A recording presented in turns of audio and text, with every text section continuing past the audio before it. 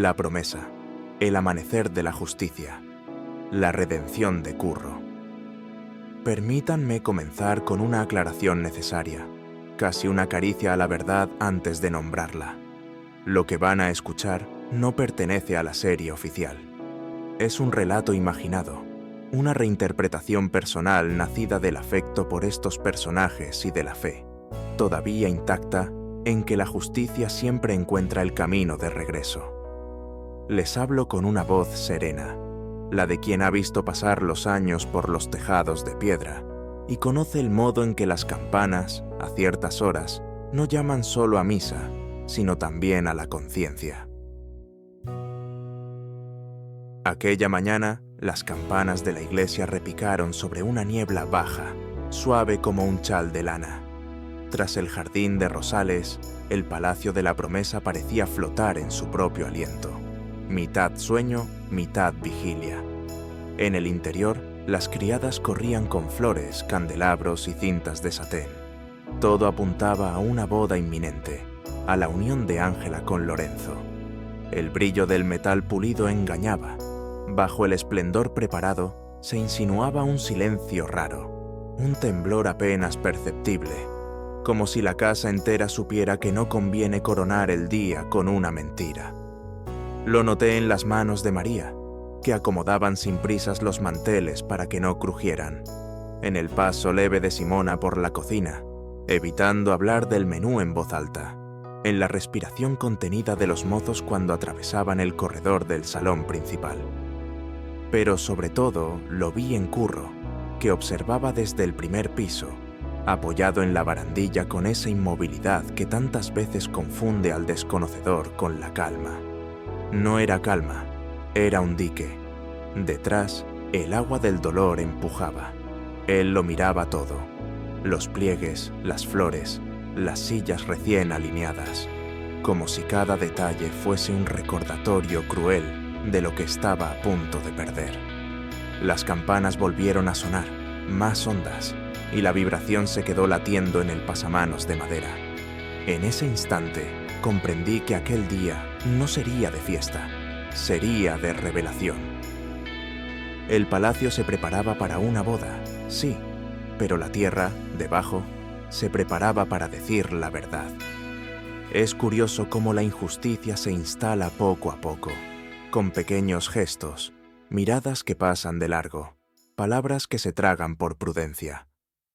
Con los años se vuelve costumbre, y las costumbres, en estas casas antiguas, pesan más que el granito. Pero hay ocasiones en que una sola memoria, el olor metálico de una crema, una caja olvidada en un almacén, la fecha en una etiqueta, perfora la costra del tiempo y deja salir un hilo de luz. Ese hilo fue el que comenzó a tirar de Curro, primero de forma confusa, luego con una certeza que no necesita gritos. La víspera al anochecer, Lorenzo paseó su soberbia por los pasillos, satisfecho de sí mismo, como si el ruido de sus botas fuese argumento suficiente para silenciar objeciones. Conforme la luz declinó, el palacio se volvió una sucesión de espejos, aquí un reflejo de nervios, allá una sombra de miedo. Ángela, en su habitación, probó ante el espejo un velo que parecía más una nube que un adorno. No lloró entonces.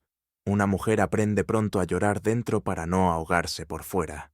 Pero cuando recogió del tocador un pequeño colgante y lo apretó contra el pecho, se notó ese brillo de agua en la pupila que tanto sabe de despedidas. Fue entrada la noche cuando Curro, solo, sin testigos, sin palabras, eligió la verdad como única salida. La ira, hasta ese momento contenida, se le volvió brújula. No la ira violenta, estéril, que daña ciegamente, sino esa otra, que empuja a mirar donde los demás prefieren no ver. Mientras la casa fingía dormir, el joven cruzó el patio hacia un almacén antiguo, un cuarto de productos de tocador y cosméticos que había quedado clausurado tras la muerte de Eugenia. Sonaba un viento extraño entre las rendijas. En el pomo, el óxido ofrecía resistencia de historia. Dentro, el aire tenía un aroma denso, indefinible, mezcla de polvo, aceite rancio y ese filo químico que despierta la memoria de un laboratorio. La lámpara, tozuda, dibujó conos de luz sobre estanterías dormidas, frascos alineados por la costumbre de quien ordena, no por la necesidad de quien los usa. Las etiquetas, amarillentas, guardaban fechas. Algunas, una letra cambiada, una firma conocida. Curro revisó sin prisa, dejando que el sentido común hiciera su trabajo. Abrir, oler, comparar, recordar. Se detuvo ante una caja metálica. La tapa, al ceder, soltó el suspiro de las cosas que han esperado demasiado. Dentro encontró frascos pequeños, idénticos, con un sello roto que alguien había pegado de nuevo con exceso de celo. Uno llevaba un rótulo a mano. Eugenia, uso diario. No hay ciencia más exacta que la del instinto cuando se une a la experiencia. En el primer aroma, la sospecha. En el segundo, la evidencia. El olor le devolvió, más que un dato, una escena. La supuesta rareza de Eugenia. Su mirada perdida en días alternos. La insistencia con que Leocadia la convenció de aquella crema milagrosa que suavizaba la piel. La verdad se ordenó sola. No fue locura lo que expulsó a Eugenia del mundo. Fue un trabajo de sapos y escaleras, de pequeñas dosis, de manos que podían abrir sin dejar huella. Yo no escuché su exclamación, pero la intuí, breve, honda, como el Dios mío de las abuelas cuando confirman un mal presentido. Curro no era químico ni juez, era un hijo educado en la intemperie de la humillación. Cuando recogió los frascos y cerró la lámpara, no llevaba un botín, sino la llave de un candado. Al alba, las campanas de la iglesia volvieron a sonar. El joven ya cabalgaba hacia la comisaría con una bolsa de cuero y una determinación que, como las espigas, no se inclina sino con la lluvia. Después supe, porque en los pueblos la verdad tiene su propio sistema de mensajería, que el sargento Burdina, hombre de café amargo y papeles bien alineados, olfateó uno de los frascos y dejó que se le helaran los ojos. No era un necio. Entendió que aquella acusación no venía del despecho, sino del método. Pidió tiempo, como pide tiempo un médico antes de abrir una herida vieja. Pero la boda marcaba el ritmo, y a veces la justicia no puede esperar a que el miedo se ponga los zapatos. Las carrozas de la guardia llegaron a la promesa, con ese ruido que anuncia realidades nuevas. Los cascos golpearon el empedrado, los pájaros huyeron del magnolio, y la mañana, por fin, dejó de fingir. Nadie gritó, pero todas las bocas abrieron el mismo asombro mudo cuando vieron a los agentes subir las escaleras. Lorenzo salió al encuentro con una sonrisa que quiso ser desprecio y se quedó a medio camino, como tantas sonrisas de quienes ya no mandan. Mostraron la orden, mencionaron los cargos, sabotaje, tentativa, manipulación, y en el silencio siguiente, largo como un corredor sin ventanas, las palabras se encontraron su peso. Fue entonces cuando la casa cambió de aire. A veces no se necesita más que un gesto para liberar habitaciones enteras. Una copa que cae al suelo y se hace añicos. La de Leocadia, por ejemplo. Una espalda que deja de estar recta. La de Lorenzo, cuando entendió que nadie iba a interponerse entre él y la ley. Una mirada que se dignifica con un sí. La de Alonso, el marqués, cuando reconoció que los registros de importación, con la firma de Lorenzo, no eran un mal sueño de escribano. También hubo un temblor pequeño en los dedos de Ángela, allí, inmóvil ante el altar improvisado, con un velo que ya no pesaba como culpa, sino como telón que por fin iba a levantarse. La detención no fue vistosa, ni la justicia un espectáculo. Fue sobria, casi pudorosa, como corresponde a las cosas que desean perdurar. Se llevaron a Lorenzo entre un murmullo de pasos y metal. Con él, la seguridad altanera de quien se creyó a salvo por saberse temido. Pedirán detalles, y yo podría darlos, pero en una casa que respira por muchas ventanas, La descripción es menos importante que la sensación que la queda. Alivio. Sosiego de posada tras tormenta. El resto del día fue de papeles, declaraciones y ese cansancio moral que llega cuando la verdad ocupa su sitio y reclama sillas, mantel y pan. En el despacho, el marqués recibió a Curro, con esa mezcla de gratitud y melancolía que solo se ve en los hombres que han aprendido a pedir perdón sin pronunciar la palabra. Dicen que hubo un decreto. Lo confirmo. El rey, consultado en los términos que la dignidad dicta, restableció el nombre y el título.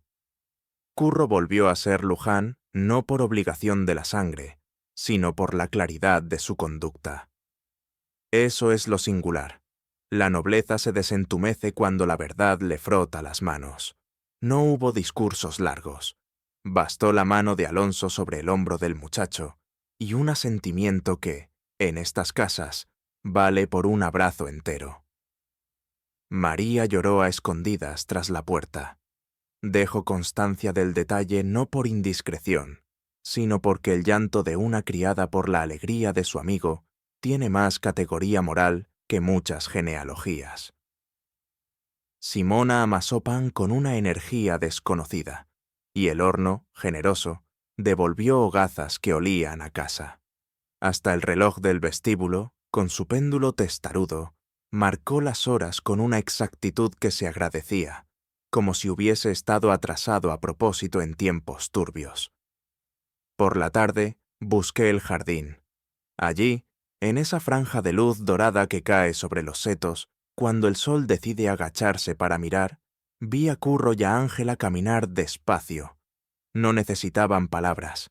Habían quedado demasiadas cosas dichas sin voz, demasiado miedo gastado, demasiados quizás y tal vez que a partir de ahora podían descansar. Se detuvieron bajo un ciprés. Un pájaro, impertinente, ensayó un trino. En el rostro de ella había cansancio y paz, una combinación curiosa que solo aparece cuando la prueba termina. En el de él, esa belleza inesperada que otorga la redención. No se trataba de serenidad triunfante, sino de serenidad agradecida. Cuando Curro tomó entre sus dedos un anillo modesto, comprendí que no hacía falta escucha para entender el gesto. No hacía falta voz. Hay promesas que se pronuncian con la piel. El futuro, en la promesa y fuera de ella, nunca es un lienzo preciso. Uno lo pinta con los colores que tiene.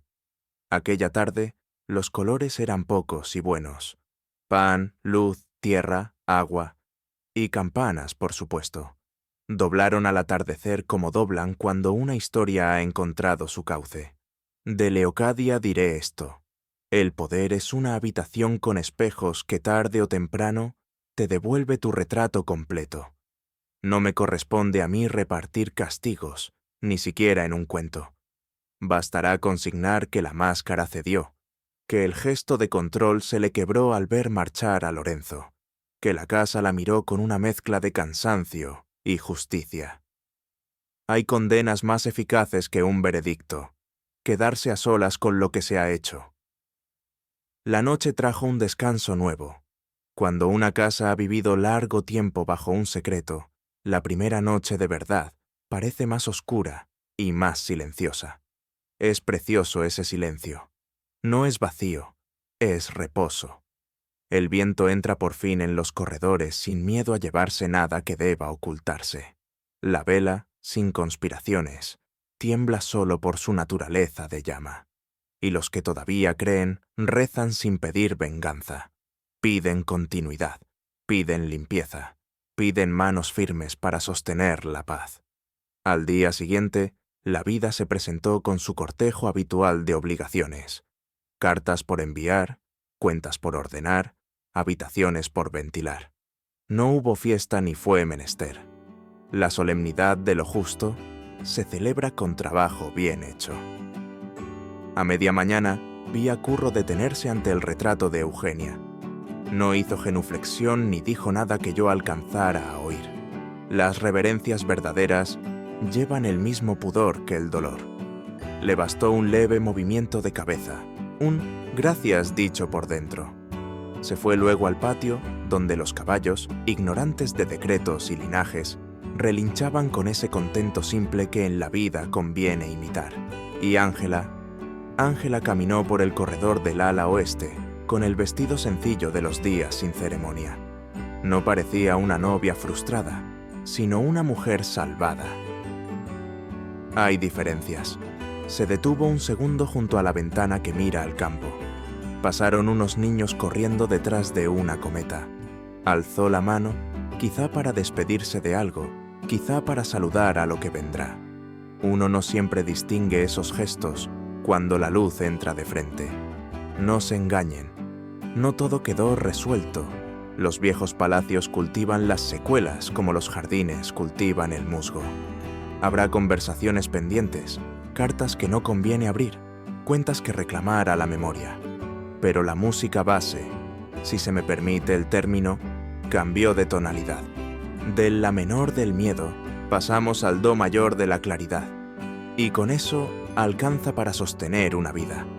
La historia que hoy les cuento concluye sin golpes de efecto, como reposan los buenos panes en la mesa. Tibios, suficientes, disponibles. No hay muchedumbres aclamando ni fuegos artificiales. Hay algo mejor. Ese modo en que el alma, al sentirse en regla con lo verdadero, respira de nuevo. Los mayores de la casa lo notaron y lo agradecieron con la economía de gestos que da la edad. Los jóvenes lo celebraron con la desproporción de la esperanza. El resto, los que no son ni viejos ni jóvenes, lo archivamos en ese lugar exacto al que regresamos cuando la vida nos exige escoger bando. Y así termina esta historia imaginada, donde el amor vence, la justicia se cumple y la paz vuelve al corazón de la promesa. Recuerden, esta es una historia creada por mí, inspirada en el universo de la promesa, escrita para imaginar ese final feliz que todos deseábamos. Si les ha gustado esta versión, los invito a seguir mi canal de YouTube, donde cada día comparto las crónicas y resúmenes más completos de La Promesa. Dejen su comentario y acompáñenme en esta aventura diaria, porque juntos seguimos viviendo la historia.